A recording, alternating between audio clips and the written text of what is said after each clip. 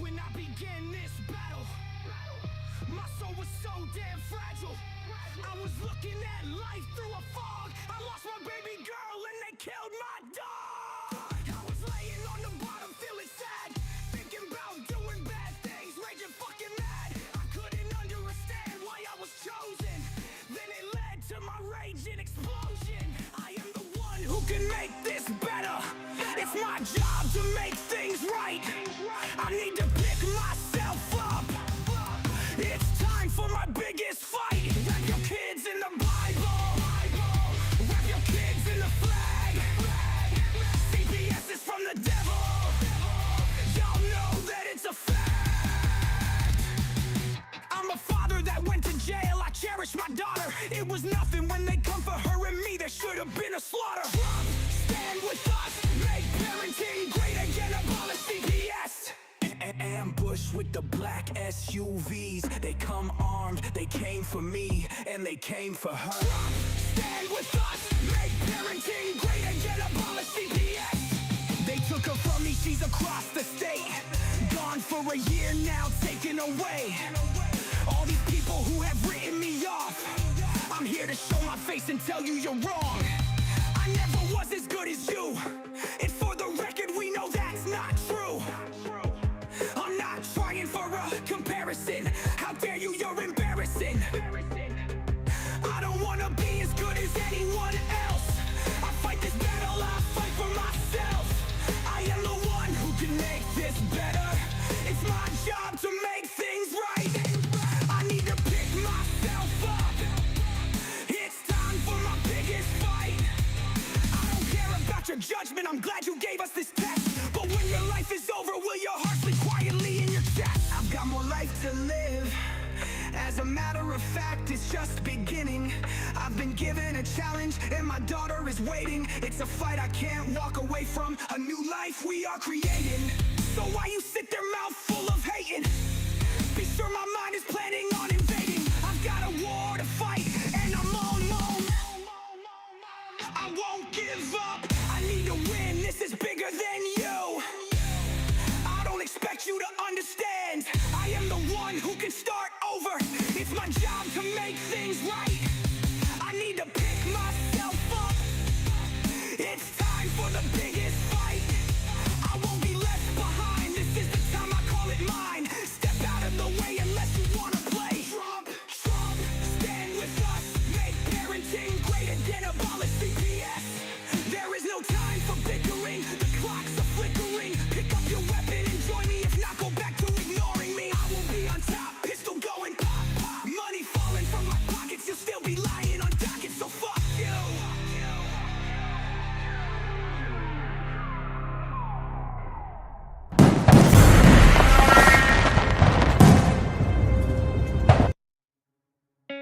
In the United States, CPS makes upwards of $3 billion per day on trafficking and selling our children. The corruption may start with the caseworker, but goes through the judicial system, passing the governor through the Senate and into the White House. The entire system has a hand in the business known as CPS. Our children are stolen every minute of a 24-hour day. They are being robbed of their innocence, their trust, their happiness. As parents, we are isolated and betrayed by a government we trust. States are balancing budgets on kids' lives. Only 12% of the kids taken will be reunified. Title IV funding is being riveted with fraud.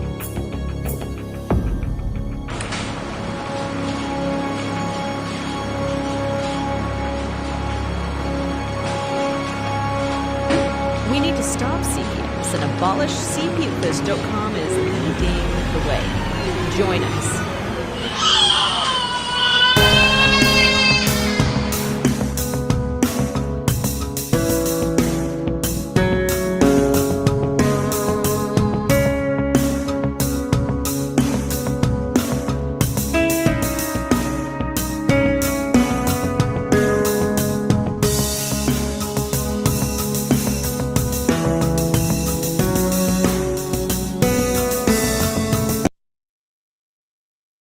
Alright, what's up everybody? I am your host, the CPS Punisher. This is CPS Victims Hunting Justice. As always, we got the chat that's right over here to the right, which we'll pull that up in a second here. We're here to talk some CPS with you guys. We want to know what you want to talk about, when you want to talk about it, how you want to talk about it, what we need to tell you so that you can make sure that CPS doesn't snatch your guys' kids up, or how you get you out of your fight. But listen, we are not lawyers. We are not any sort of way giving you information to be using in your court hearings. This is all for entertainment only. So please take with that what you will.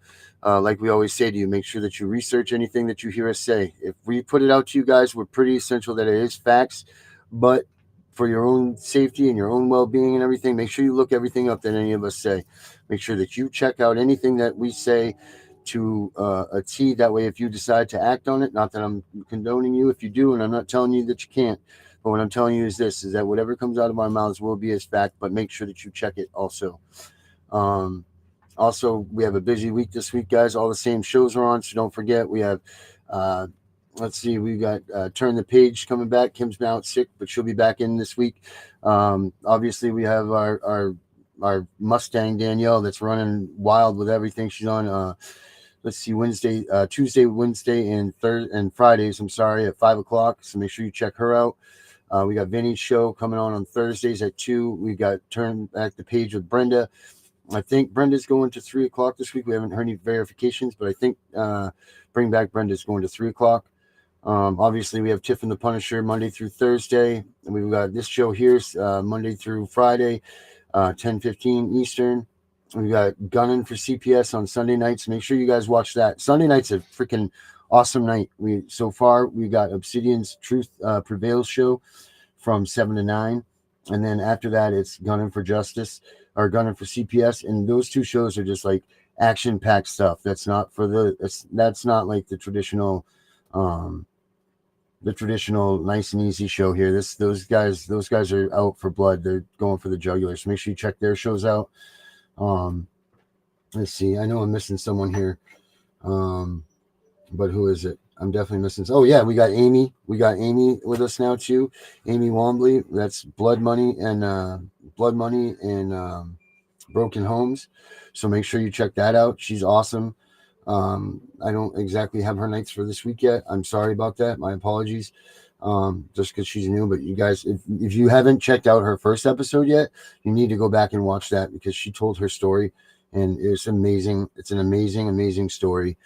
So make sure that you guys go back and check that out. It should be it's definitely in the list of things, and I will get better at putting these categorized things together on the YouTube channel so that way you guys can find these videos easier, because I didn't ever expect to get us to having this many things, and we're growing, guys, and that's because of you and all of you helping us. And we're getting heard. Our voices are getting heard.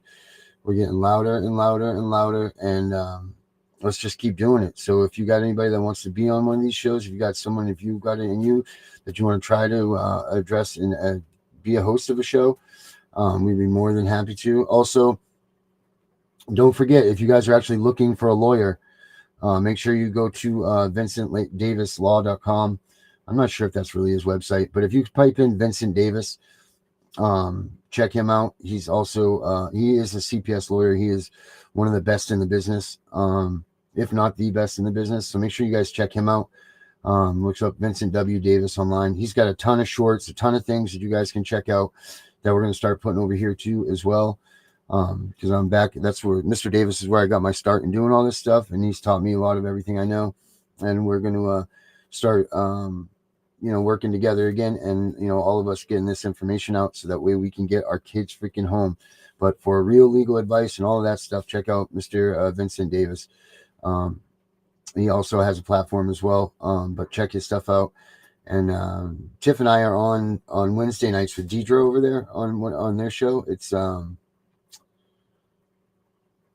you a CPS victim like me? Sorry, my brain is fried out there for a minute. So we're on there on Wednesday night. But obviously we broadcast it through here too. So there's just what we got coming up. The website, guys, I know it's not done yet. It will be done. I apologize for that, but I'm only one person, and thankfully I have Vinny to help me out in some of the things that I've needed help with. He's been doing a great job with the managing aspect, but there's just still, this stuff we're not small potatoes anymore, and that's all because of you guys. So thank you guys very much for bearing with us. I know that it hasn't been perfect, and I know things have been more than more than not on the schedule, but we're trying to get a schedule down, so we're right on top of things. I started this thing out before Herbert, but with Herbert, we were never planning on getting to be the size that we're at and the people that we're at and the shows that we're at. We were hoping just to have 10 listeners, a day. That was good enough. But now, because of all you guys and what you've done, we're growing and we're going to get bigger and our voices are going to get heard. So that's my piece for the night. So let's start the show up. I got the boys back there waiting, frothing at the teeth to scream about some CPS. So let's get it on, boys. Gentlemen. Good evening. Start your engine. Gunner, you're muted. Unmute yourself, Gunner. I love the fact that you brought up the fact of an attorney that does see the injustice in this and understanding not all these attorneys, they don't even realize it. And they want to learn. They're like, oh, I didn't know about this. I didn't know about that. Once they start peeling back the onion, especially one that I know is a good friend of mine, as I'm informing him and giving the stuff here of going, at the same time, I'm like, dude, you're the one with the law degree. You're the one with the license. How do you not? And it's like, do you really believe them? Do you believe that they say, when they say that they don't know this stuff? Well, the issue is because the way CPS has manipulated the court and they want to keep it in the state thing, they've conditioned these lawyers or these bar members to only look at local law and this and this and that. And they figure the judges are going to do like us. They're going to follow the federal laws, or they're going to follow the proper procedures for the courtroom and everything else. And I know, just analytically talking about my case, what the fuck? Nothing was followed. Nothing was right. No procedure. Fourth Amendment violation was spoken of in the courtroom. 2 of them, which they lost jurisdiction as soon as I said that, and they fucking went on. And I'm like, what the fuck? Mm-hmm. Where's the and it's on record. It's on record even from the start, which what? That means, guys, no matter how far you go, technically fruit from a poisonous tree applies. What the fuck are you doing? And why aren't you following the Constitution? Mm-hmm. It's like there should be. So I got to give. But to see these lawyers, like my friend, he's like, listen, we're just brought up and taught, file the paperwork. This is what happens, and understand we have to see these judges every day. He says, so if you piss off a judge, they're going to be so hard on you and make you work for it so hard, because that's what it's about, is making it easy. He said, so we can't go against these judges. You don't want to stand out against them. Why? They'll strike you down. They'll mark you. They'll run you out of business. They'll make every case that you fucking have it and not in your favor, especially in family court. Oh, no, it's terrible for an attorney in family court to stand up. I mean, it's disgusting. And I'm like, now that he's recognizing that, as well as a few other things that have developed, major things that have developed, it's going to change a lot of things, once this all comes out, because as soon as they know this is going on, they're going to have to correct it. Why? Because we're coming after them for it. And we've got the evidence of it. And it blows his mind. I'm like, dude, why didn't you know to change jurisdiction? I didn't know. I figured the court would have just done it. I don't understand. I mean, the whole time, there's no evidence there. There's nothing to the contrary. There's nothing. Everything goes against us. He's flabbergasted at how bad it was corrupt. He had never seen it that bad till my case. And so they're doing this to attorneys all over. You find the same thing. Why? Because they don't have a federal license.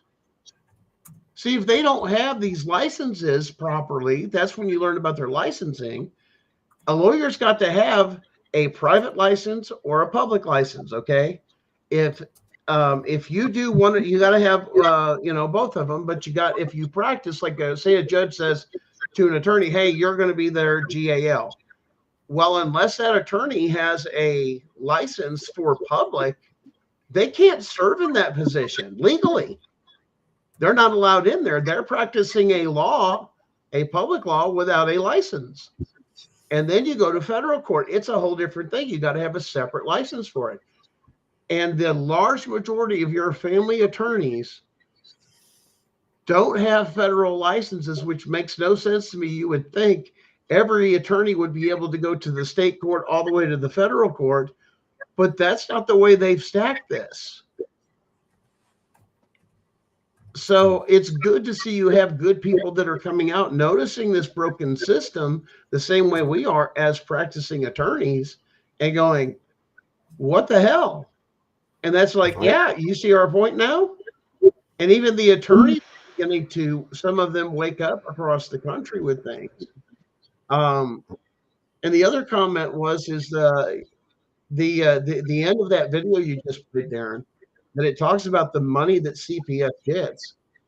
Let's not forget in that calculation the money you and I spend out of our own pockets that's not even on that. That's money they get from the government, not just us in the court. So now you add that number on top. Now you see how profitable it is. Yep. It's freaking, it just goes and goes and goes. Vinny, what is it that you were going to say, bud? So I have a funny for all of you tonight. And I found this to be hilarious, and so did Mr. Obsidian, what I just did. So I sent an email out to every single one of the caseworkers involved in my case, and the guardian ad litem, and the GAL, and the Attorney General, and the notice was this. Notice a violation of constitutional rights. Dear CPS, DHHS workers, and supervisors, I am writing to formally notify you all of the violation of my constitutional rights as protected under the United States Constitution and Bill of Rights. It is imperative that you understand the gravity of these violations and the legal implications they carry. So the one that I threw in there that got a big fucking chuckle out of Obsidian is I threw in there the 16th Amendment, which states, while the 16th Amendment primarily addresses income tax and financial penalties or obligations imposed without due process, may also be challenged under this amendment.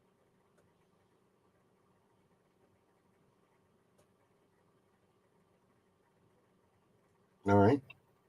What do you think that's going to say to CPS when they read that? I don't, what is it supposed to say to them? It basically, read that again. Read like, puts them. them. Maybe I missed something here. Go ahead. Read it again. All right. The 16th Amendment. While the 16th Amendment primarily addresses income tax and financial penalties or obligations imposed without due process, may also be challenged under this amendment. Okay. What do you? Well, first of all, Vinny, you haven't even lost yet, dude. So you can't be challenging any of that stuff. But, secondly, I don't understand why you think that that's what I don't understand that how that's. You there with that, Gunner? You understand what he's saying here? Because I'm kind of missing it. I get where he's coming from. As far as what it is, I mean, it's basically putting them on notice, and that's fine. You can get that on the court's log. I'm hereby putting you on notice. Now, if there's the case of that the next follow-up step would probably be that I would have probably done with that or held on to it for a minute would be the same time that I would say, therefore, I'm changing jurisdiction because constitutional rights cannot be handled in this courtroom. And nope, I already did that. Way ahead of you. Well, and that's what I'm saying. Those I probably would have put all together. Just as nope, I did all of them separately for a reason. Okay. Well, like I said, it's some things you can bridge, some things you can't. If you think about this, okay, under the 16th Amendment, okay, that's income tax. Who's in charge of income taxes? The IRS, right? Yeah. Mhm. If the IRS can't come in your house, neither can they. Well, that was established that for them to even receive federal money, we exposed, like you said before, on the Social Security Act of 1935, 1101 section that specifically says it gives them no permission to come in the house. Anything in that act. In other words, saying if you go into the house, you've lost federal funding on this case, is what it automatically does. But And that's where the but you don't. fraud comes in that people don't understand. Let's But talk so, about that whoa, because hold on a second, guys. We're taking yeah, this way too far with this warrant shit. First of all, their obligation is to investigate what's going on. Okay, so they have to right. come into your home at some point, whether it is or not. This CPS has been created by the government to investigate children's being harmed. This has been enacted by Congress, been enacted by all of them. This is done this way. So this division of the government's been enacted like this. We're not talking about that they're trying to kick your doors in or any of that stuff. What we're talking about is they still have to do an investigation. And sometimes that investigation does entail going into your home. I think we're taking this like a step too far. Like the IRS has no business going into your house. None whatsoever, unless they're doing an audit on you. And in which case that they're going to come into your house and they're going to audit your stuff, no matter what. But like we're taking this whole without a warrant thing and what they can do when they come into your house. Like let's just not play nonsense here or stupid. Like, come on, guys, they got to do an investigation on these children. So you're telling me that you want to stop CPS from going into homes where the kids are being chained into basements and all of this shit without seeing that these kids will never get free. So let's not be selfish and sit here and be like, this can't happen and yada, yada, yada, when there's some little kid locked in a basement somewhere. But their only hope to God is that CPS agent does come in and see them there and that they do the right thing. So we need to pick and choose this whole battle, right? Like this, we got to think about this stuff because to Once save one again, kid, it's already been ruled on. The Constitution is non-negotiable. Those rights are never to be violated. If they're under that, they have to have probable cause as long as they have a warrant. No, or imminent no. danger. This is what it says. No, this is what it says. I'm going to read you it. Under the 11th Amendment, CPS workers working for the state government or in violation of the 11th Amendment because they are acting upon a federal citizen as secured by the Constitution, and thus the families have the 11th Amendment immunity to CPS without strict scrutiny, meaning the state must have interest that compels the consequence of the average citizen person or human being as a living as referenced in the Constitution, such as physical abuse. This must be proven strict scrutiny and a high standard that the state agency and court must meet. Otherwise, families have the 11th Amendment immunity to coercive interference in family private by state. Mm-hmm. Then you're not Let's saying put it anything this that's way. good, man. They have to abide by the same rules as your police or sheriff's department, regardless of what it is. They are still bound by those same rules for entry under the Fourth Amendment for that. What does that mean? There are a lot of ways that these things can go, which is why they've been given a budget to do surveillance and look at these things. I mean, there was just a story of a kid that was locked up, those black kids that were locked up in the basement of that white couple, that they got all the video footage. And then when they raided the home, they had closed circuit TV and all that other stuff came out. I mean, the neighbors noticed something wasn't right. And they went in beside something in a little chamber on the outside and locked them in. And that's how that stuff gets caught.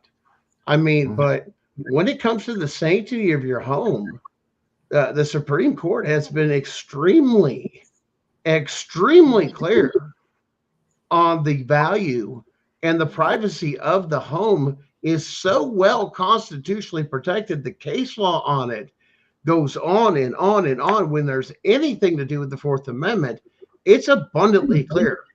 You have to follow these rules. Does that mean some people are going to get hurt or maybe not get to them to the next time? Well, it's going to happen. We've all agreed to this Constitution, and those are the rules. So you've got to do what? do something different. Well, now they have new technology with thermal imaging.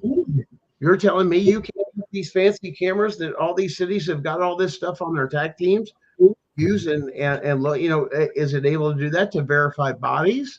Or isn't that not a violation of your rights too, though? You can't just go seeking. that's the other question that comes out. What are the rules on that then? Because yes, there's a lot of different things: sonar, X-ray, drones.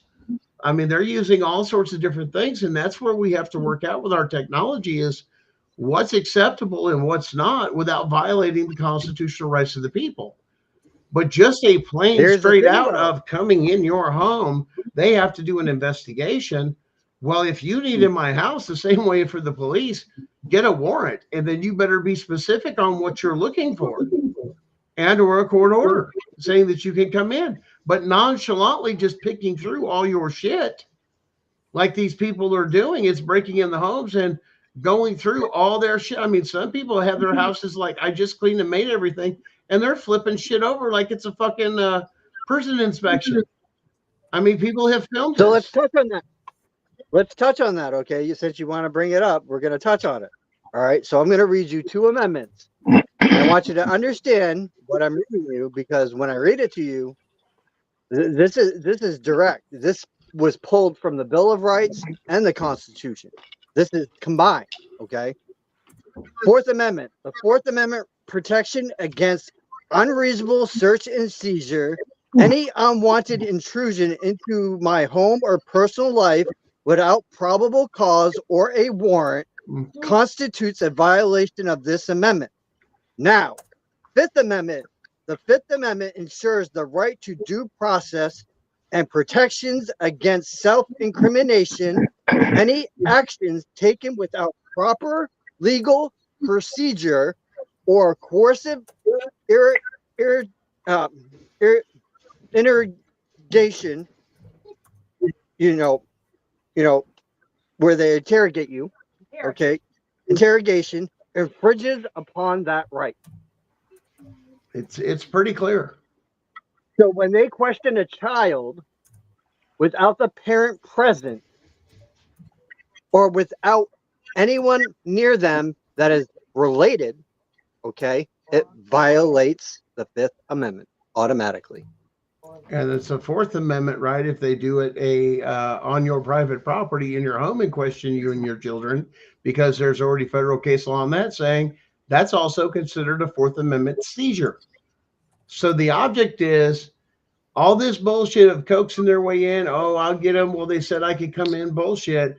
The federal case law has closed that loophole completely of saying, if you don't have these 3 things, you don't get into that house. Bottom line, you don't go in. And the stuff I'm seeing by police departments, sheriff's office, videos, CPS workers, you're violating constitutional rights of those people. Even though you have a right for an investigation, you have to still follow the policies and procedures of getting a warrant and not violating their rights.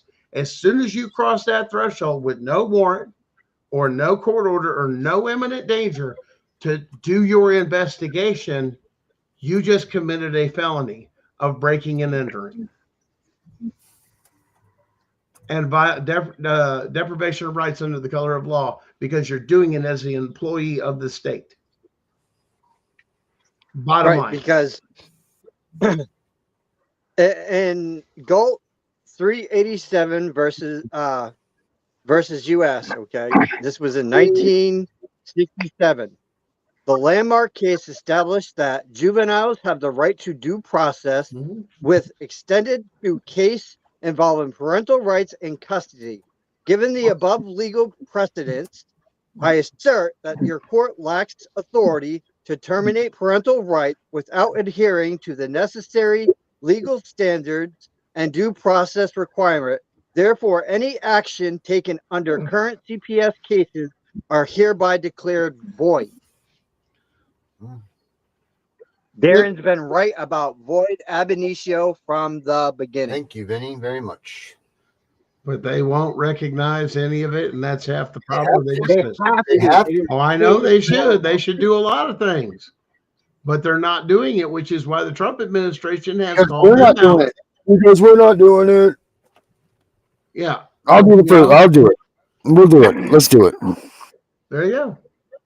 Absolutely, Darren. I'm on for that. I mean, we'll either go to jail together or we're going to go get our kids together. One of the two things. Yeah, Right.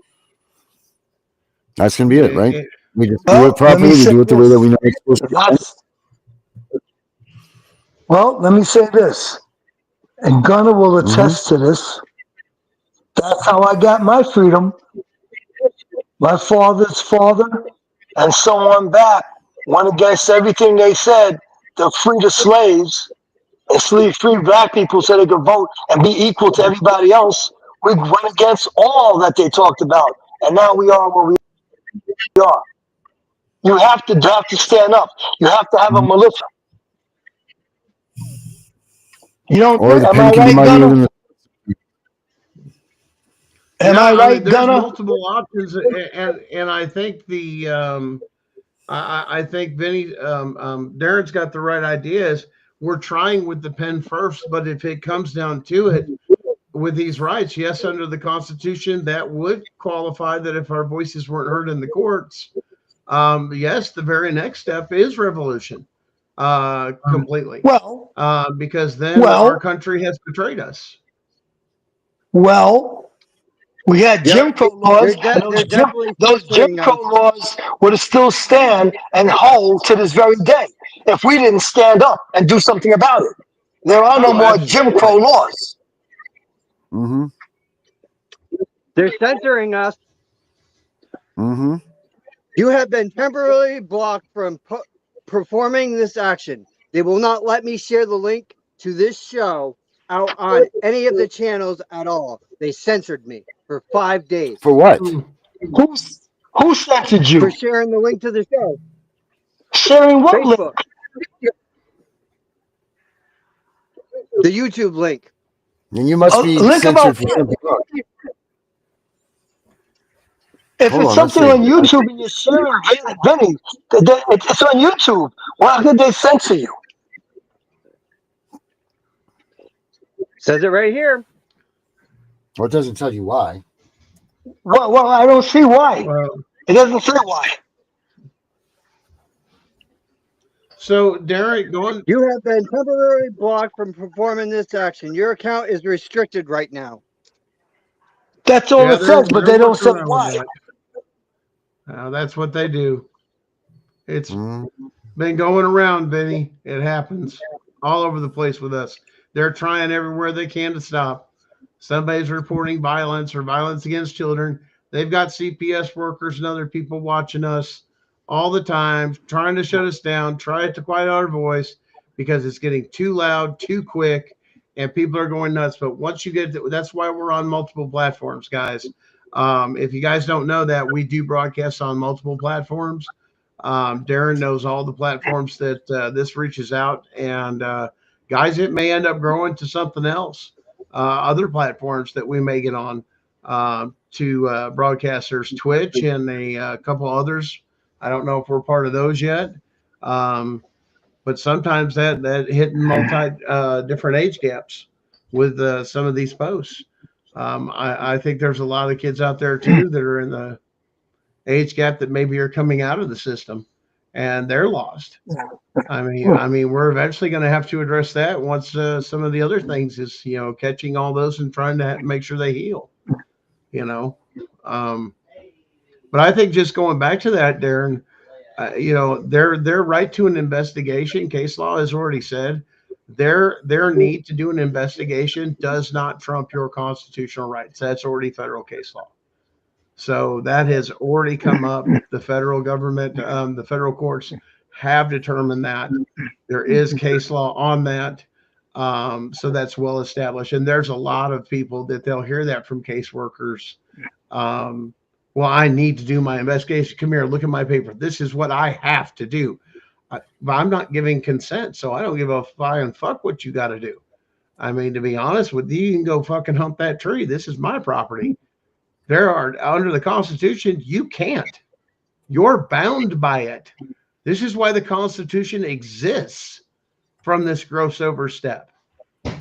But once again, the state has come in, dealt with law enforcement that they're part of the good guys and that they get to run the show, so they get away with everything.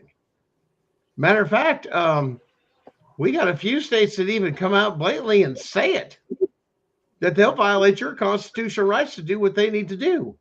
And my folks, for your governments to do that is an act of treason and sedition, to train people to do that. You can't do that. That's an act of treason against the country, trying to overthrow the country by doing that.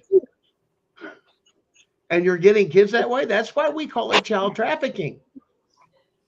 Because if it was in a real courtroom, as soon as you entered the door, your case ended where it began, in a real courtroom. Because that judge should have said, where's your warrant or court order to go in there? No, case closed, dismissed. That's where all you judges and magistrates fucked up and didn't do your constitutional audits on your cases. And that's what's going to bite you in the ass. Because all those documents are there as far back as you've been serving. That one's going to hurt. See, we know where the evidence is to get all of you. We know where to look. And that's the whole thing. You guys think it's slick. You've been getting away with it for a long time, making tons of money off of doing this shit. It is going to end. Trump knows about you administrative judges. The DOJ knows about your judges. And you've already been warned. We're coming for you motherfuckers. They just don't know how yet. But they will. And once all the dots come together, that means if your case was dismissed, hold on. If that happened and they drug you through all this stuff and your case should have been dismissed and they got federal money for that, that's called fraud against the United States government. That's a felony. And all these people conspire to do it. You see how big this is when it comes down? Mm-hmm. Boom. I should have never been in court. Why? Fourth Amendment violation right off the bat. Why didn't you change jurisdiction? Nope. Because they're going to keep it in that court illegally. That's what every one of those judges and magistrates are doing. There's your corruption. All across all 50 states. And it's all in their own paperwork what they did. That or they have multiple cases of some kind of eye disease that out of sitting on the bench and being there and hearing over 200 cases or 300 cases of CPS that you constantly overlook how they gained entry into the home to even get a report or do anything or gather more evidence. It was an illegal search. Why are you letting that into the courtroom, Judge? The evidence is there. If they got the evidence, you need to question how they got the evidence legally. How did you obtain this? I see you entered the home. It's right here on your little report. You entered. Where's your warrant of court order? These judges had an opportunity to stop all this for all of us. Had they done their fucking job. When I come back from the gym, I have to go to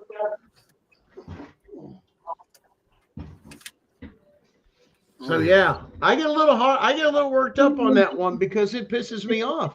Because half of this stuff should be over. It should have stopped where it began for all the cases I hear. So well, just needs to be done then. Just needs to be. So here's the deal: we can all keep talking about it. Just no, it could be don't talk about it, be about it, or we're gonna all just keep talking until someone does it, and that's just gonna be that, right? Like pretty much we'll all just talk about going into a courtroom. Yeah, we got to go into the courtroom. We got to stop talking about it. Somebody's got to go into the courtroom. We have people in courtrooms every day. Everyone's losing. The courtrooms aren't working. We have to figure out why, Darren. Why is it not working? Listen, we're not the only crew on the block here trying to do this stuff, guys. There's the other people just like us, Yes, but we have to find out from that other crew. We have to compare notes and figure out why is it not working.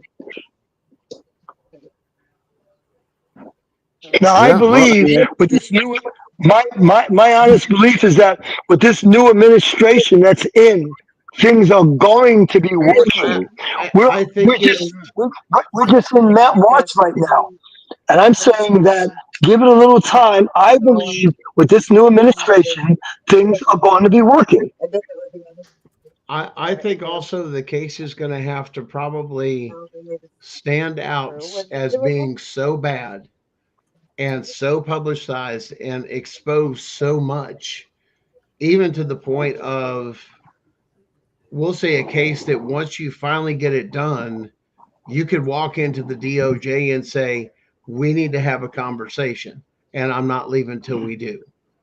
That this is what I've got, and turn around and say, on top of it, you've been communicating with them or something, to where there's somebody that has a foothold there to make a difference. That now I'm going to give you the rest of the story besides everything else, and it kind of put the pieces together, because right now they're searching. They're trying to see how Social Security is getting robbed. Department of Human Services, they've looked into some of those things here, that they're trying to look for these connections. And we're trying to make the biggest noise of saying, guys, look over here and apply what we have or what we've been saying. But they've got 1,000 people like us out here with podcasts on TikTok, and as well as other distracting things, to take people's money and scam artists and all this other shit that people have done on top of what's been going on. Um, it's a lot to sort through. We're in an information No, overload. So, I mean, no, we got to deal with that component too. no, Gunner. I hear you. I hear you loud and clear. But you notice they're going step by step. Yeah. So now they're hitting social. Okay, listen, they're hitting Social Security right now. Then it's going to be Yes. another federal agency. Then it's going to be our agency. It's just a matter of time. I mean, when they start Still, jumping on the ATC, air traffic controllers, that was one thing. Then they jumped into was another thing. So they go from department to department to yeah. department. It's just a matter of time, and our department will come up. I Yeah. believe that. I really Oh, believe. it I really definitely, a believe lot of it that will our come up. department's in line. Huh? I think a lot of the programs, a lot of the programs are being cut. Absolutely. And there's some, No, dear no, God, they no, were no. just a I'm not talking about waste. programs. No, I'm not talking about programs. I'm talking about departments. I'm saying, you notice they're hitting one department at a time. I'm saying it's Yes, just a they're matter of working their time. way They're through going to be different coming ones. Yes. right, right. And in a matter of time, it's going to be hitting on because there's so many thousands of us. They will be looking into CPS. They'll I be looking at agree, the but they're also judges. doing something else on the other side. You realize that Pam took and went with the FBI director and demanded the rest of the Epstein records that are sitting in New York, that they won't release over a political thing. And basically, they sent the letter of saying, get your house in order and start here, is basically what that was, is saying, that's ours.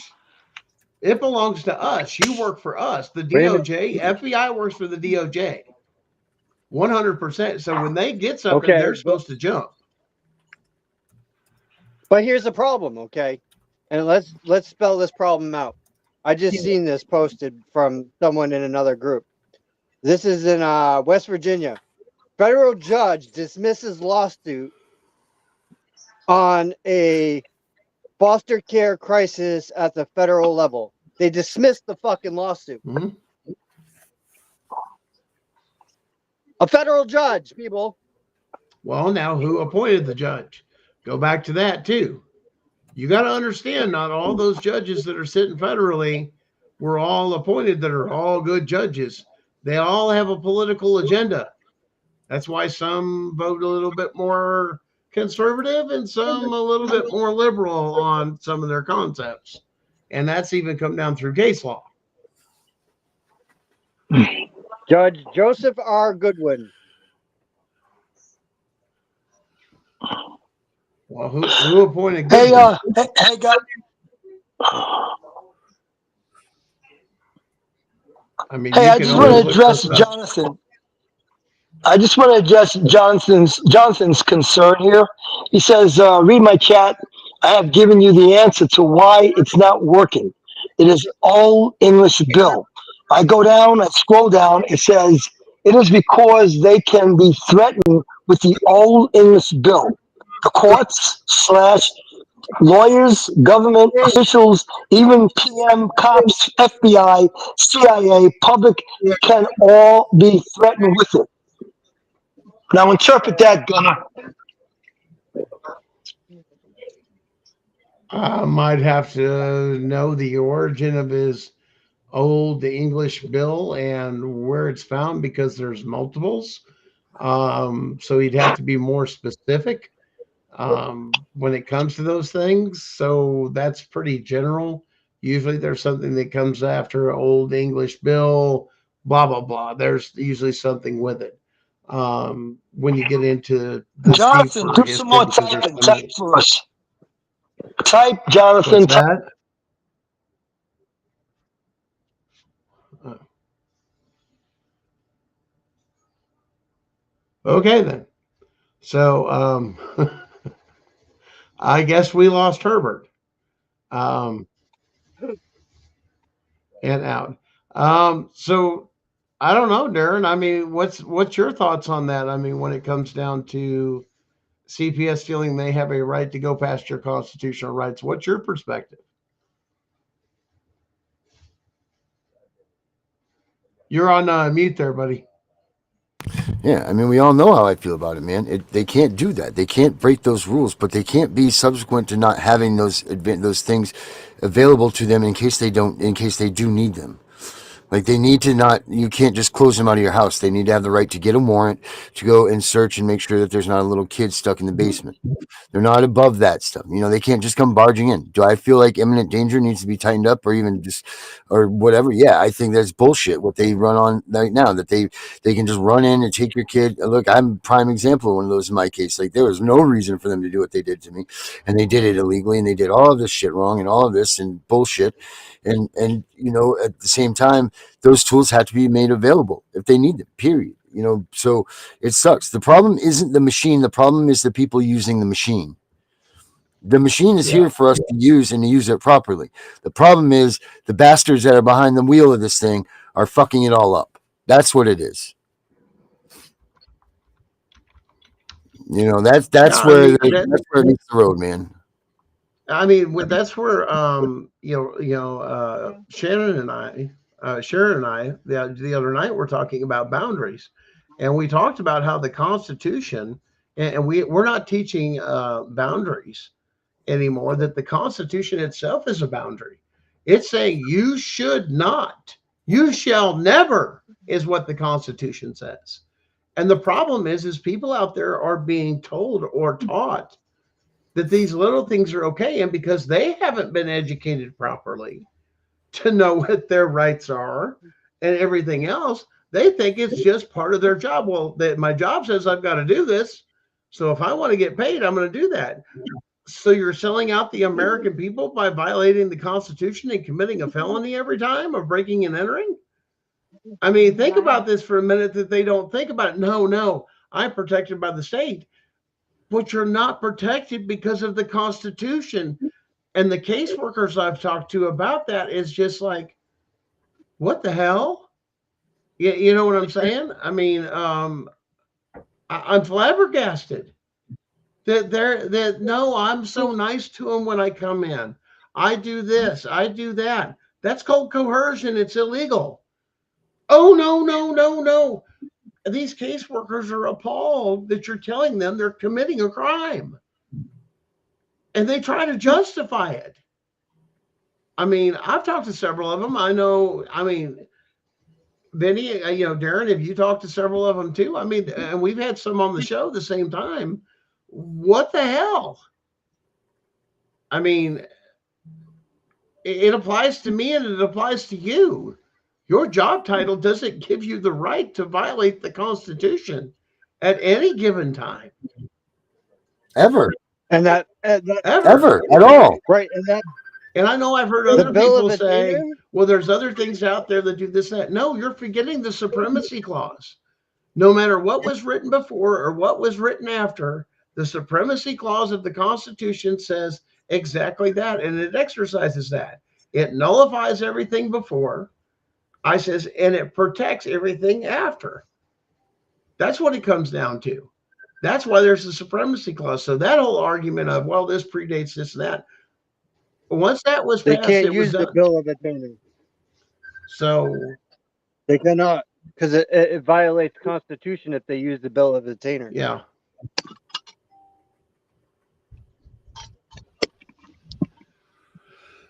Yeah, up there in Canada, man, you guys got it fucking rough.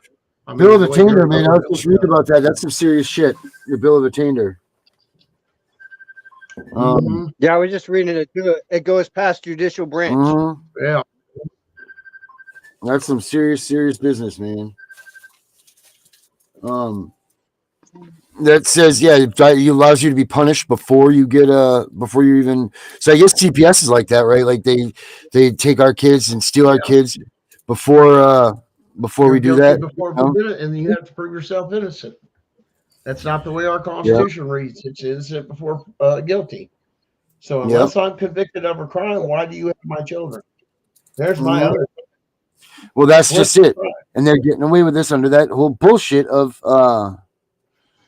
the No, whole they try bullshit. to hold criminal court and civil fucking court is what it is. Then they try to give it a classification under criminal, under civil code, which is bullshit because anything that is criminal, whether it's civil or actual criminal fucking code, because there are criminal civil codes, but that automatically requires a trial by jury. Right. If it's a criminal act, it automatically qualifies for Well, that, here's even the in thing. civil court. If these courts and all this stuff are no good, and like we can't get around these, and this is illegal, and this is all this shit, then why is CPS even any good? None of Like, it's why? any good. Right. So why is all this bullshit even happening?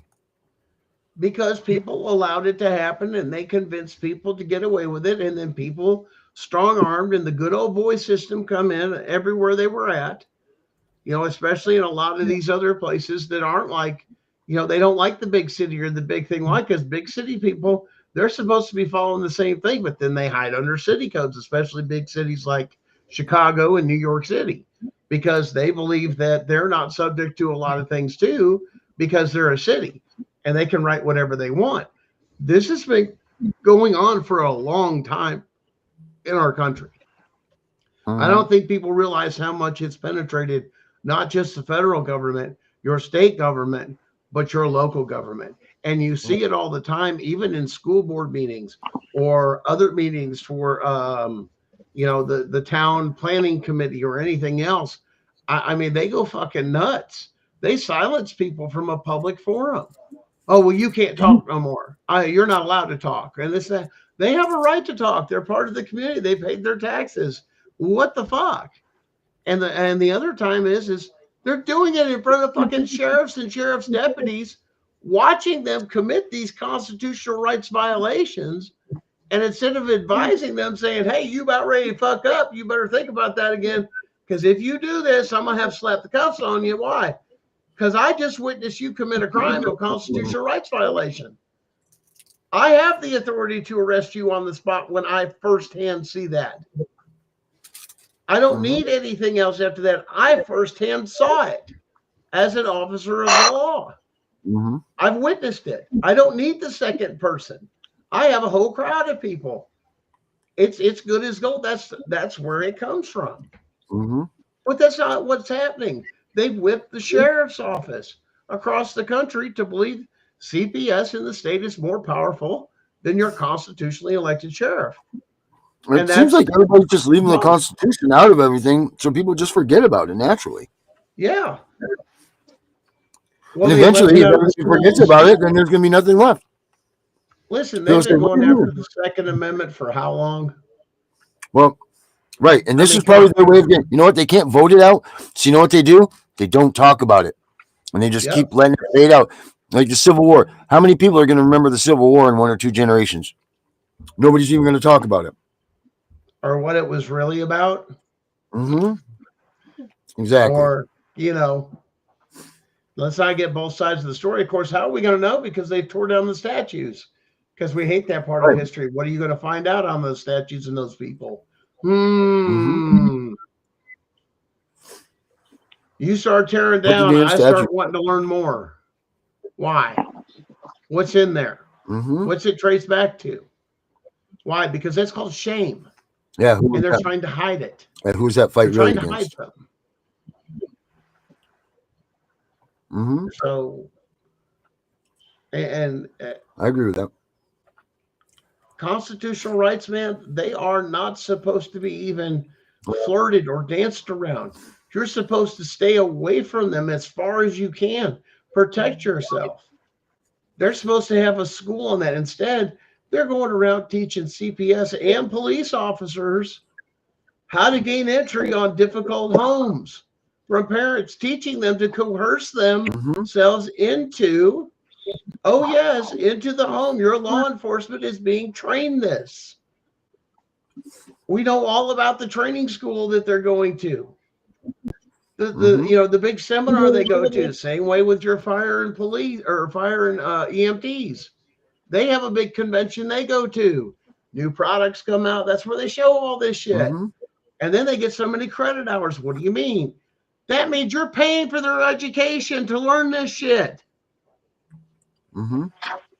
Including your sheriff's deputies and everything else put on by the state. Here, this is what we're going to show you how to get away with. They're violating constitutional law by just teaching that shit. Mm-hmm. That's where you need to go, is to all the way to the source on who's teaching this shit, this bullshit liberal thing of flexible constitutional rights bullshit, and throw them under the fucking bus. Agreed. Who goes there? You say go there. Who goes there? Who's gonna go there? Go to what? The conventions? Go down to go, stopping them from teaching all this shit. Who goes there? Who's gonna go there and stop them? Who? That's an act of treason and sedition for teaching that alone. Who should stop it?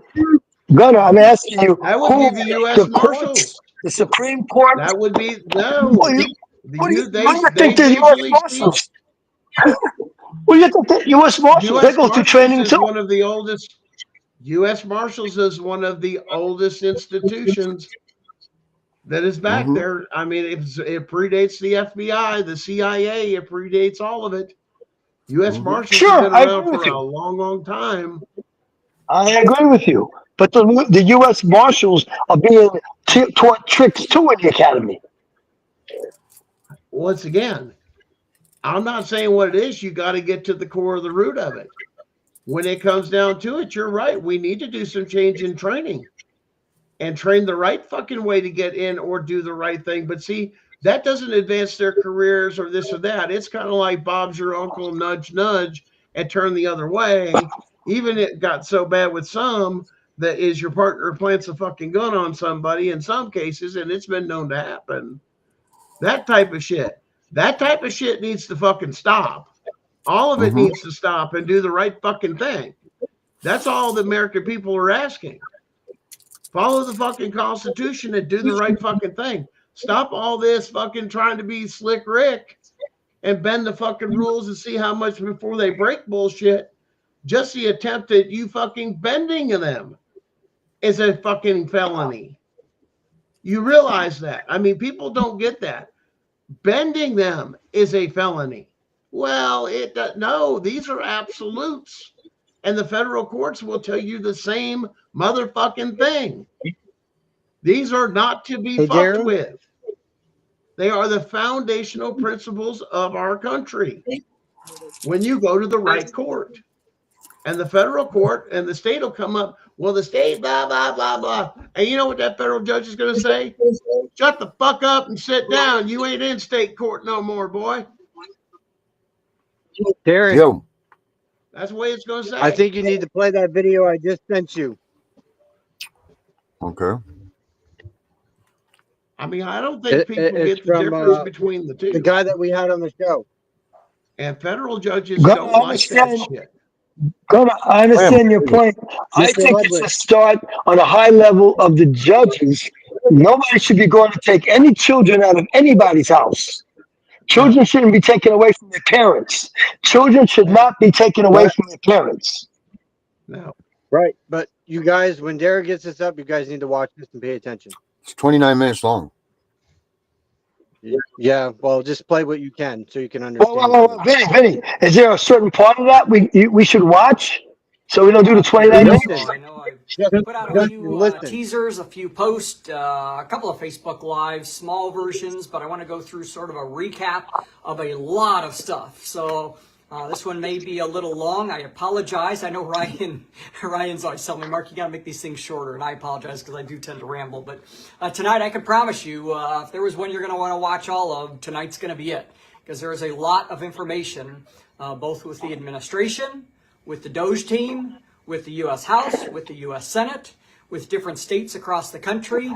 And I see Anthony on here. Anthony, I did see I got a message from you, so I'll try and get back to you. I appreciate that.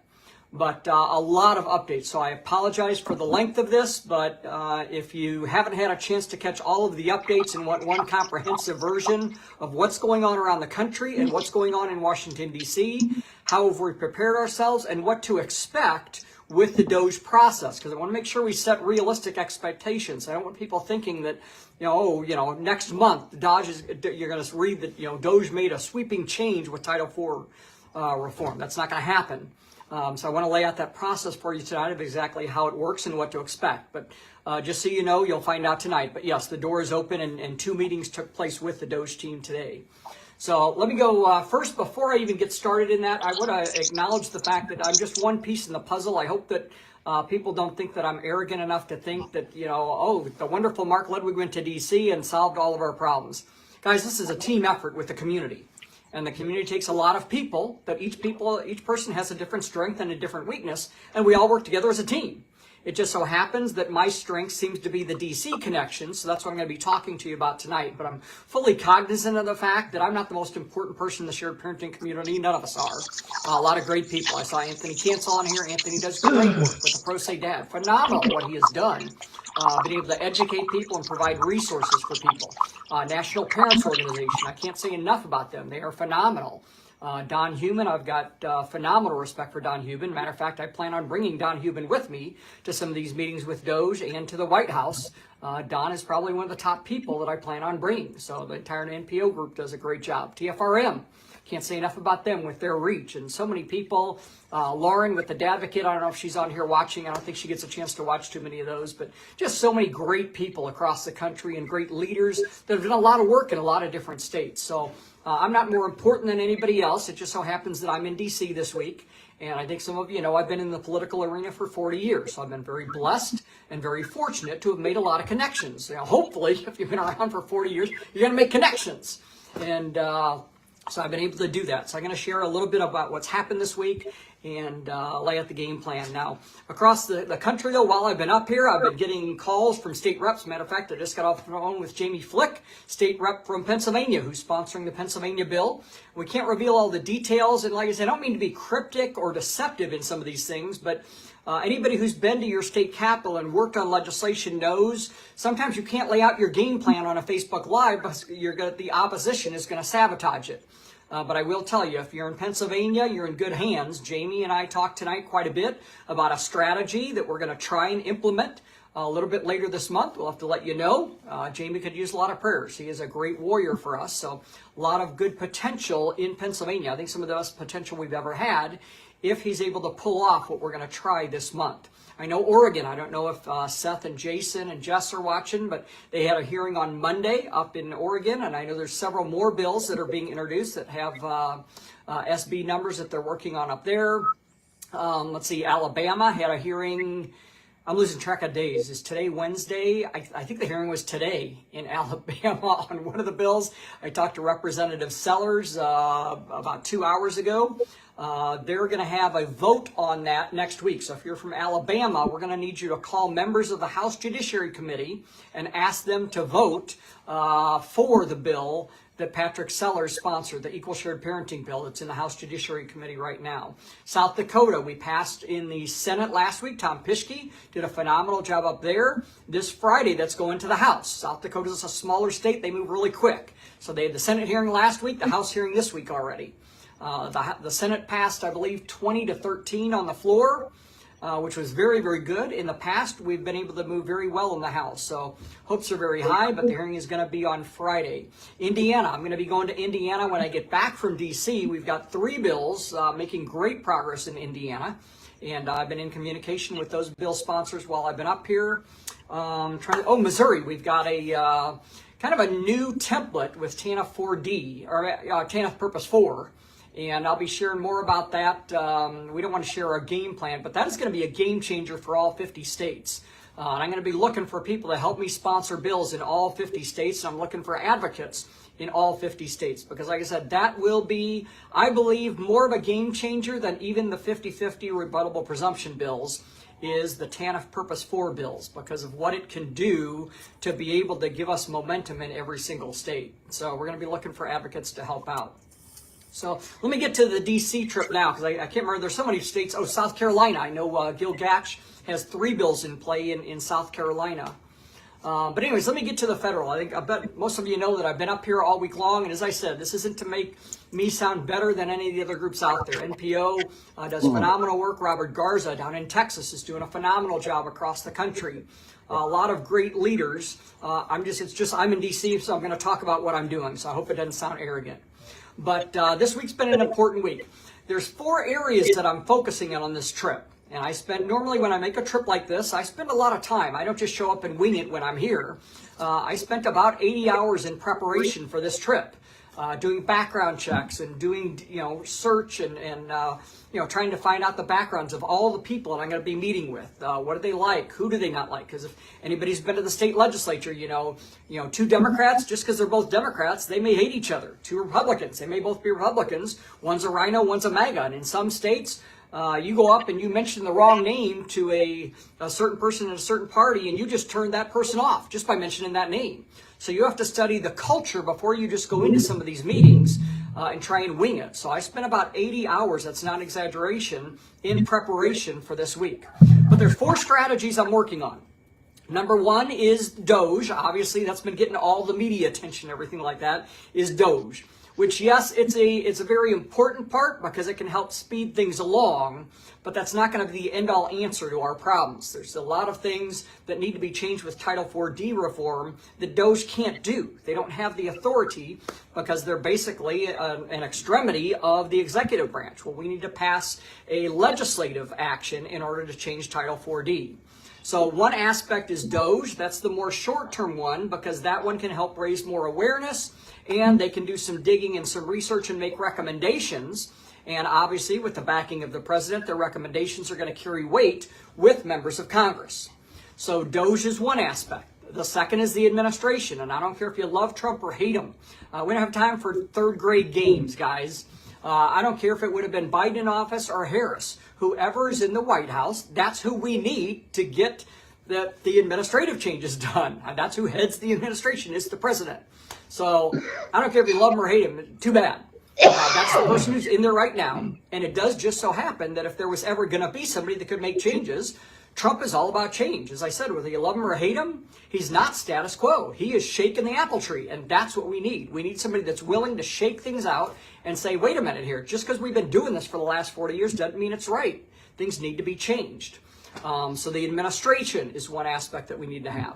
Then we need to work on both the House and the Senate, which is 2 totally different cultures, much different than at the state level. At most states, you're dealing with 100, 150, maybe 200 different legislators, unless you're in New Hampshire that has 400 in their assembly. But for the most part, most state legislators have a little over 100 representatives and somewhere between 30 and 50 senators. At the federal level, you have 100 senators and 435 representatives. And each senator has about 20 employees in their DC office, not counting all the satellite offices that they have. That's just in the DC office. In the House, you're looking at anywhere from a low of 4 to 9, 10, 11 people for every single one of the 435 reps. So you've got to educate a lot of people. If you're talking just a couple per office, you're looking at 2,500 to 3,000 people that need to be met with between now and the time we're going to get these changes. So we're looking for the DOJ aspect, we're looking for the administrative, president, the White House aspect, the Senate, and the House. And I'll just tell you, already this week, we've made progress on all 4. So I'm going to lay out what we're doing. On the House side, I've been very, very fortunate that I have one very good friend who is one of the directors of the House DOJ team. So I think some of you know Marjorie Taylor Greene is the chairwoman of the House DOJ team. And then she has, several people appointed as part of the DOJ team. Well, the senior member of the DOJ team is one of my personal friends that's worked with me quite a bit in Missouri. I'm not trying to be cryptic, not mentioning names, but one of two things happen. Either A, the opposition comes in and tries to sabotage us, or we get people in the shared parenting community that want their 15 minutes of fame, and they call the person up saying, hey, I heard you've been meeting with Mark Ludwig. I'm a friend of his, and I need you to meet with me. Oh, we can do that. We've had that a lot. Okay, I've had there's Yeah, one that'd be individual nice, that wouldn't it? 4 different people have told me that my name has been dropped. We already knew as a friend of ours. It's not that I don't want people meeting. Bob's it's just your do me uncle. a favor, Can I if get you're a gonna meeting? Use my name. No, Mark Please give me a Ludwig's our call friend, first man. before you book an appointment. Some of you know Ed Martin, a good friend of mine, who's currently the I can't hear you over the prosecuting video. attorney for the Washington District Mark, of Columbia. this guy is a friend of ours. District. And he's Oh, going to be okay, I going got over and becoming the chief of staff for the He's been on the OMB. show. But Ed has been a very good personal friend, opened a lot of doors for me. Very, very well known in the administration and with members of Congress. And so for the last 9 years, Ed has opened doors.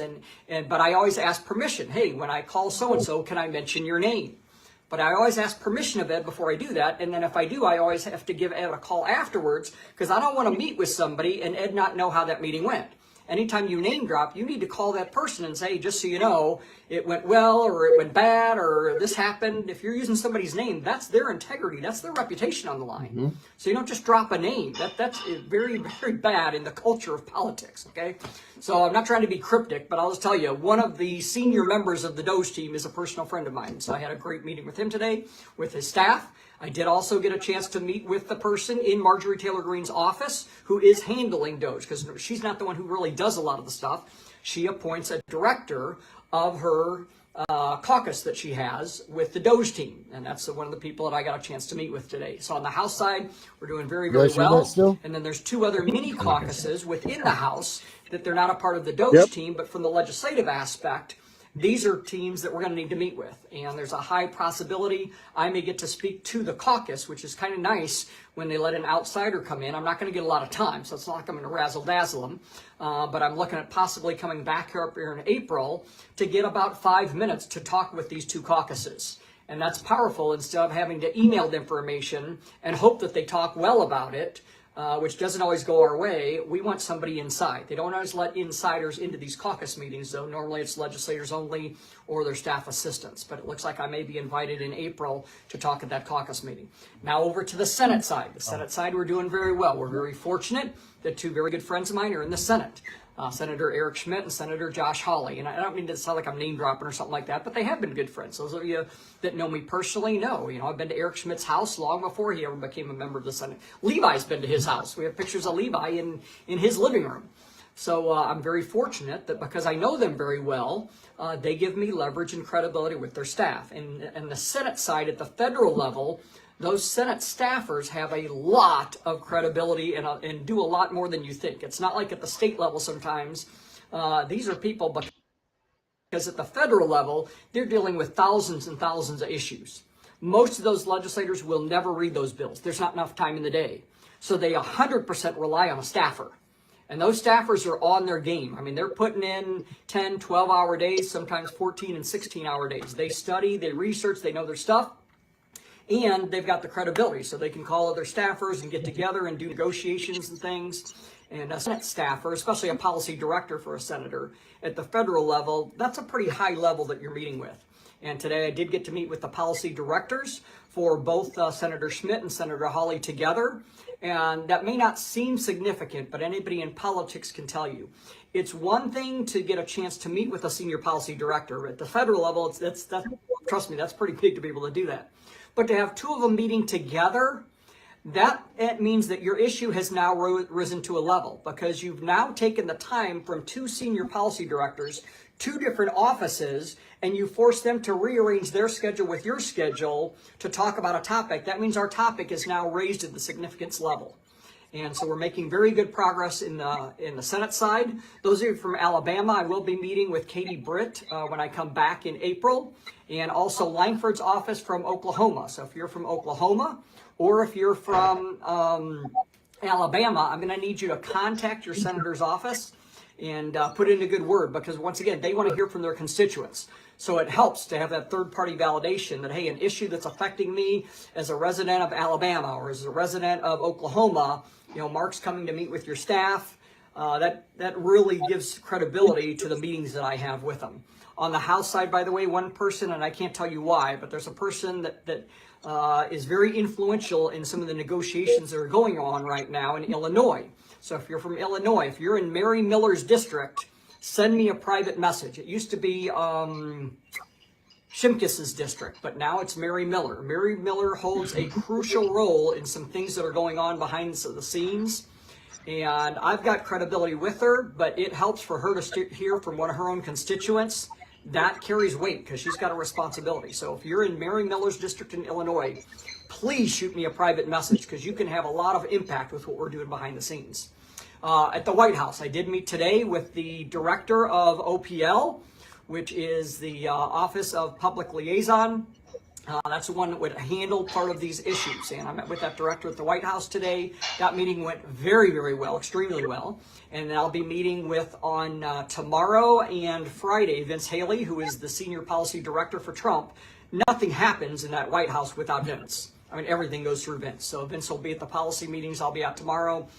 Jason Miller will also be at those policy meetings. Now, those policy meetings aren't just for Title 4D, so I don't want you thinking, oh, man, the White House is just open up the red carpet here and they're meeting with Mark. No. They're policy meetings for a bunch of different issues, and I've just been invited to sit in on this policy meeting and give some input. So I don't know how much time I'll have. I do believe I'll have at least a little bit of face time with each of them. And I've got a strategy of something that I need to get accomplished with them. Once again, I can't lay out the whole strategy, but could use some prayers, because all I need is 3 to 5 minutes of FaceTime with Jason and 3 to 5 minutes of FaceTime with Vince to get a strategic part of our plan accomplished. I've already talked to Vince a couple of times. Some of you know I was allowed to give advice on fatherhood issues during the campaign back in June and July, and Vince was the campaign policy director. He now is the director in the White House. But this will be the first time I've actually met with him personally. And then the Doge team, like I said, we are making a lot of progress. Now, let me give you an idea, though, what to expect in all of this. Realize, guys, even though obviously the Trump administration and the Doge team are working on making changes, and even though Title 4D reform to us is very important, you got to realize they're being hammered from 8 million directions. They're being hammered from a homeland security standpoint. They're being hammered about Israel, about Ukraine, about trade, about Canada, about Department of Education, about vaccinations. And I mean, they're getting hit from every angle. Our issue is, that, even though it's important to us, is not even in the top 100 issues. Yes, it should be, but it's not. Okay, so I don't want people thinking that, Mark went to D.C. and he's going back in April, and we're going to see a post that says Title 4D is killed. That's not going to happen. Let me give you a game plan of what's going to happen. Realistically, I picture this as about an end of the second year or a third year type issue. Now, that's not bad. I know some of you think, you mean 3 more years that we have to go through to do this? Guys, it's taken 40 years to get to this point. Okay? And anybody who's been to the state can tell you, everybody goes to the state capitol thinking, man, I'm going to make a change first year at the capitol.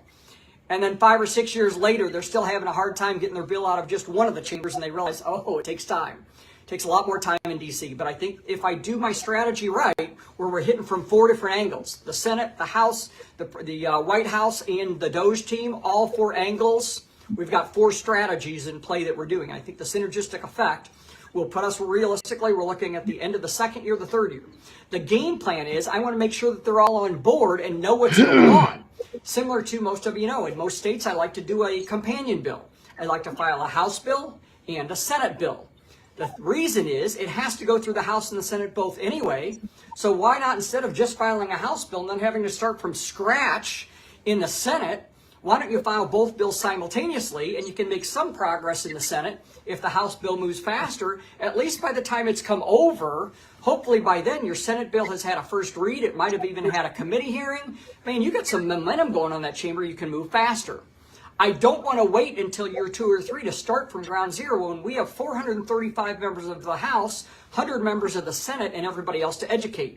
So I'm going to be coming up here as often as I can afford, and that's why I'm going to be asking for some money. I'll just tell you up front, yes, I'm asking for money. These trips are expensive, but I promise you this, I'm getting a return on investment for them.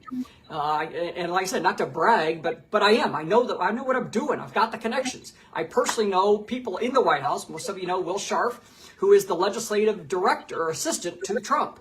Every picture you see Trump in the Oval Office, the guy that's balding, standing next to him, that's my friend Will Scharf. Some of you know him. If you're personal friends of mine in St. Louis, you know Will. He's been a good friend of mine, good friend of Levi's, big supporter of equal shared parenting, has spoken at many of my events, but he is with the president every single day. And Martin, he's going to be the chief for OBM in the interim. He's the acting prosecuting attorney for Washington, D.C., personally selected by Trump. And so, these are people that are directly in that White House. So I've got the connections. I know what I'm doing, and I can book the appointments. I just don't have the funds to keep coming up here. So I'm going to be asking for people, yes, to give donations. We can either sit back and whine and complain and say, well, we shouldn't have to donate to be able to go to D.C. Well, great. How's that worked out for the last 40 years? We finally have somebody that has the connections in the White House with the Doge team, the House, the Senate, that knows what they're doing, that has a strategy in place, that's making the trips, but they needs the funds for the airfare and the hotel. So I did put the PayPal, the Venmo, and the Zelle at the top of this thread. I don't think you can see it while I'm talking, but it'll show up afterwards if you go back in. But the PayPal is the starnetmark@yahoo.com. And make sure you send them friend to friend so they don't take that service charge out. But the PayPal is starnetmark@yahoo.com. The Venmo is Mark-Ludwig-18. So Mark-Ludwig-18. And you have to put 0977 to be able to send it friend to friend. That's the last 4 of my phone number. And then the Zelle is 314-814-0977. 314-814-0977. But let me tell you why I need you to donate. The door's open. Guys, I literally am not exaggerating. I have more meetings that I can have at the White House. I have more meetings I can have You guys ready to, with the Doge team. And I have a lot more meetings with the House and Senate if I can get a trip back up here.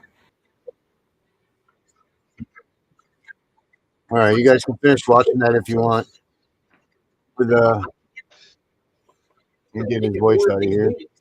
Let's do. What'd you think of that? I thought that was a big ad for his campaign there, and I like Mark, and I think he's a good guy. And if you guys feel like you need to help him out, please help him out. Mark Ludwig is, he's a good dude. I think we need to get him. We need to get him on the show and see if we can get Marjorie Taylor Greene on here. Yeah, we've already been working on that one with Marjorie Taylor Greene. Maybe he is the way to get to her. That'd be cool. Absolutely. Any of them that we can get on here would be a great thing, But all right, guys, let's do them. Let's do some last words. Let me Herbert? I'm here. Herbert's muted. He's unmuted.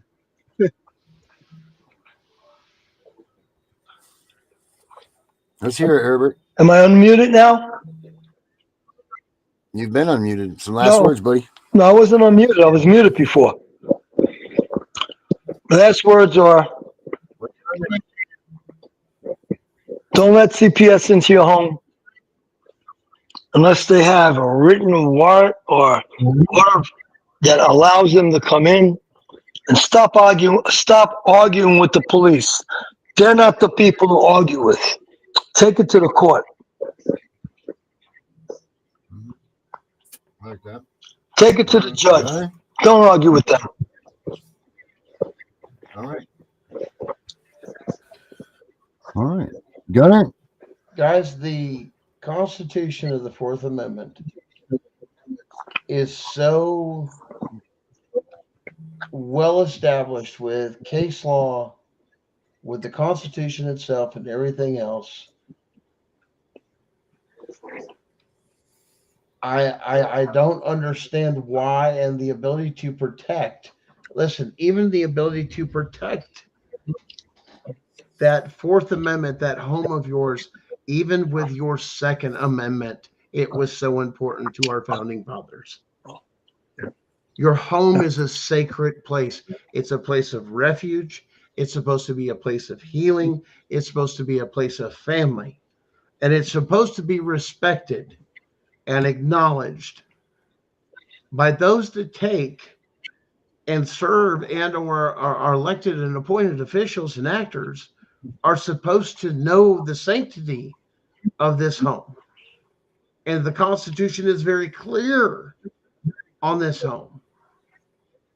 By shattering through this is what they wanted, our founding fathers wanted to protect us from, was the feeling of having somebody coming into your home and violating that very sacred place of taking that house and making it a home that you've worked so hard on, for them to come in with no respect or anything, criminally come into your home to disrupt your home, to destroy your home.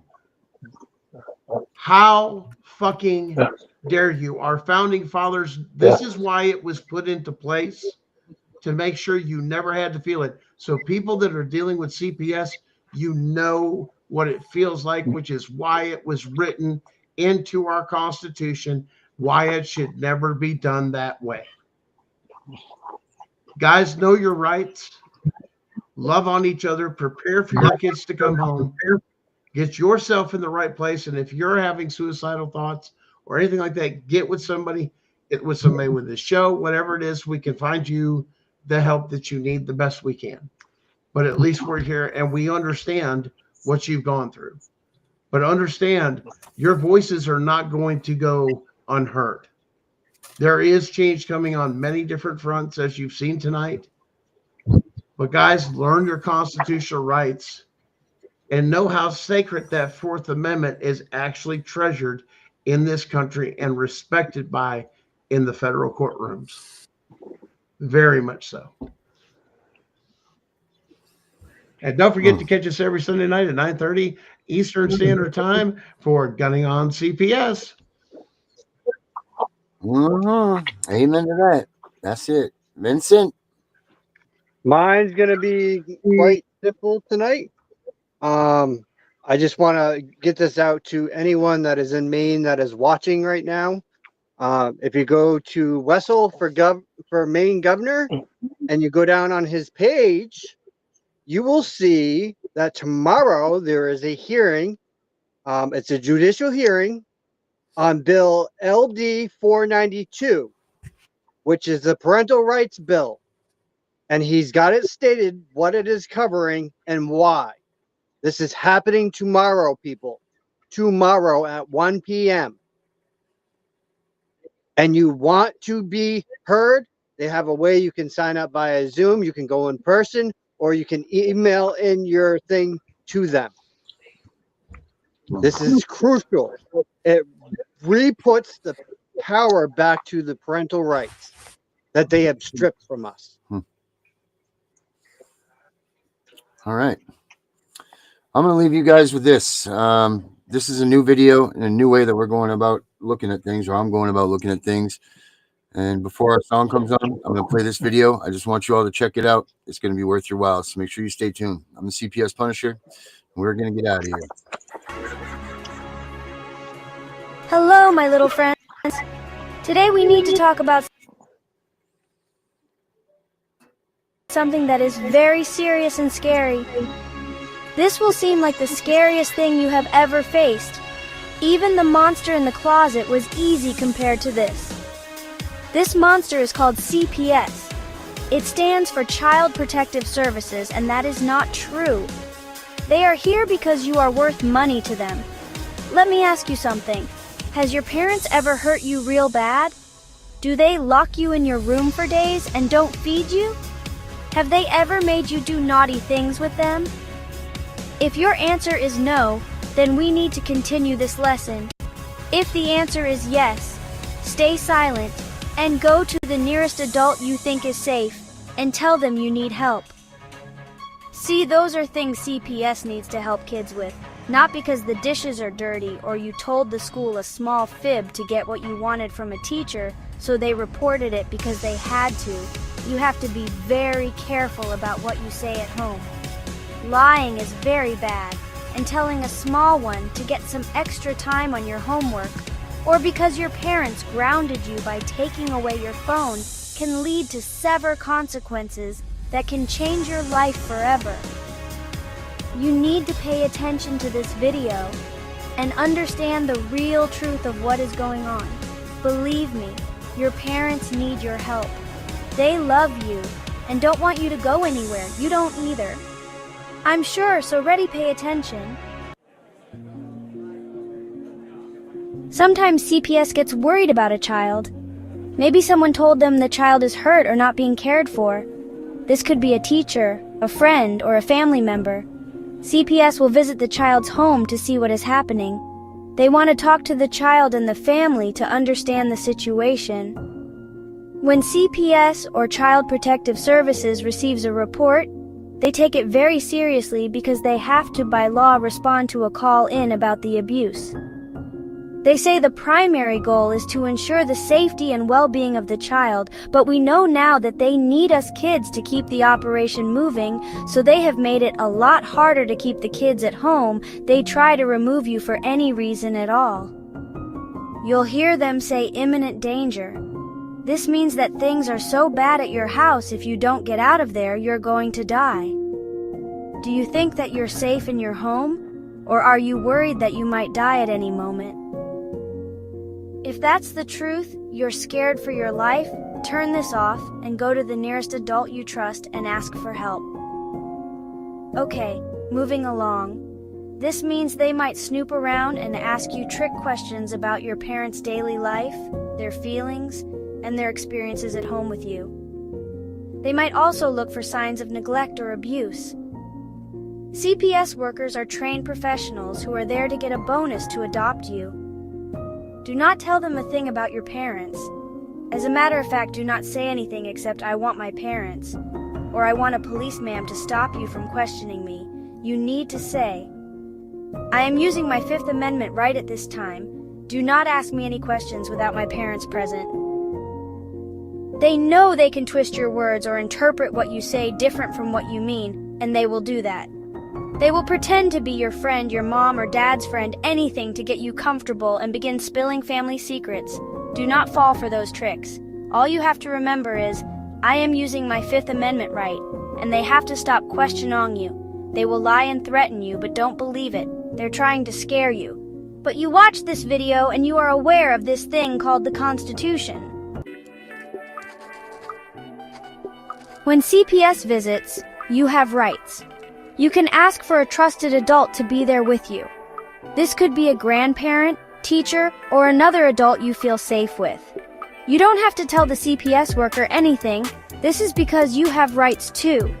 This country was built on a set of standards that every man, woman, and say it, child get to enjoy as free Americans. The Constitution has a whole bunch of rules that the government has to respect or they are breaking the law, and that's a whole other video. What's important here is a couple of articles specific to what is going on in your home and how you, by way of the Constitution, can help your parents fight this evil CPS. First Amendment, freedom of speech. You are allowed to say to whom whatever, whenever you want. Of course, we do have respect and morals, dignity and consequences. So we don't always speak our mind to certain people, and it's why there's a saying that goes, there is a time and place. Like we said earlier, you say you insert your Fifth Amendment and we will get back to that. But CPS will say you can't talk about your parents or ask questions about what's going on. They are wrong. Your right to free speech is protected under that amendment. So if you need answers from certain people and CPS says no, you tell them your First Amendment right protects you from their censorship. They will bellyache, but they will get over it. Remember, comma. You have the right to express your thoughts and emotions freely. If you don't understand something, it's perfectly fine to ask questions. Fourth Amendment. Listen closely, kids. Unless CPS has a piece of paper in their hand with a wet signature, that means the judge really signed it, and you can see the ink separation. Don't worry about that right now. You just need to know that they need a warrant, a real piece of paper with all the names of your family on it, and a bunch more info your parents will need to look at. Don't let them in. If your parents aren't home, don't even answer the door. If you forget that part, it's okay, just don't forget, "Can I see your warrant?" That's all you need to say and doing. Coming through your door. Fifth Amendment, and then this one, this in a nutshell, says you have the right to be quiet. You don't have to say anything and won't be in trouble. You're protected by this document known as the Constitution. Always remember, your voice matters. You are not alone in this process. There are people who care about you and want to support you. Don't hesitate to speak up and share your feelings. What we have gone through today doesn't begin to touch the information plot DNY and your parents when this will take you away. If you practice isolation met accusations you heard today, a CPS investigation will be over in a jiffy and you'll be back. It is very important you understand that these people will not help Yopu. They will hurt you, take you away and put you out into a world your parents have protected you from. You'll learn more on the next message. Until then, don't do anything unless a parent okays it when CPS comes around.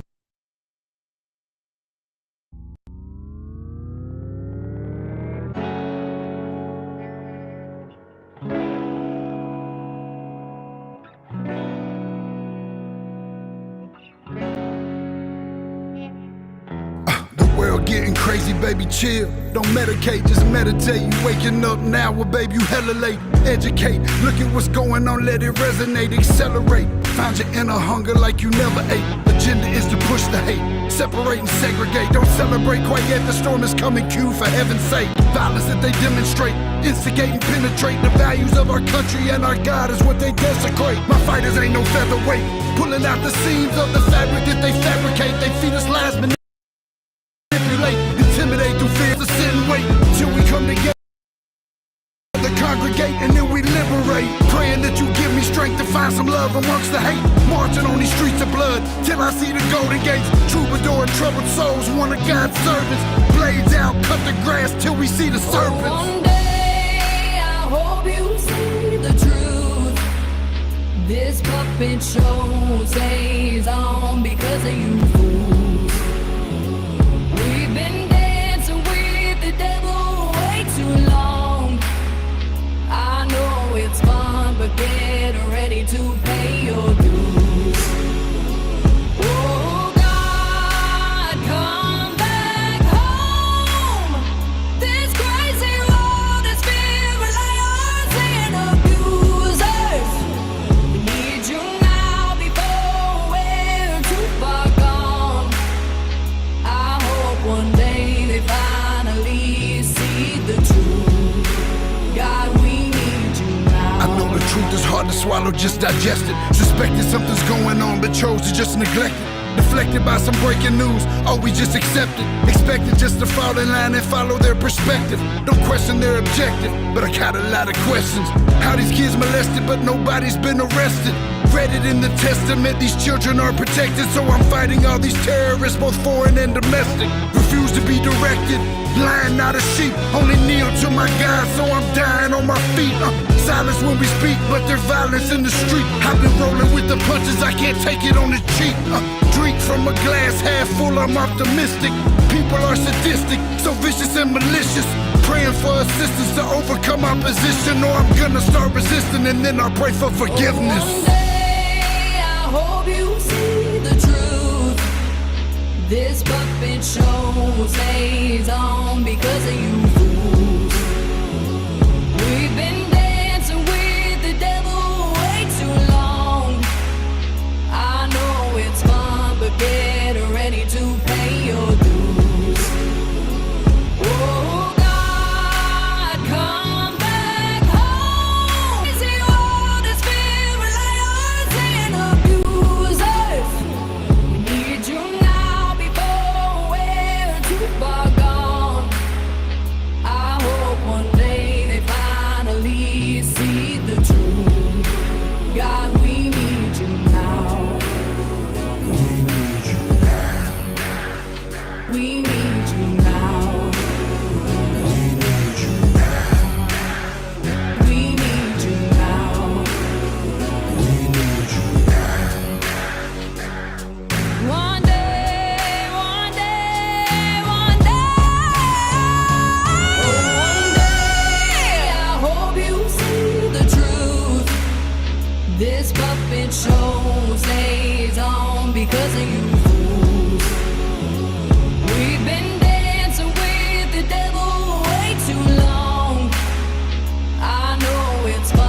again.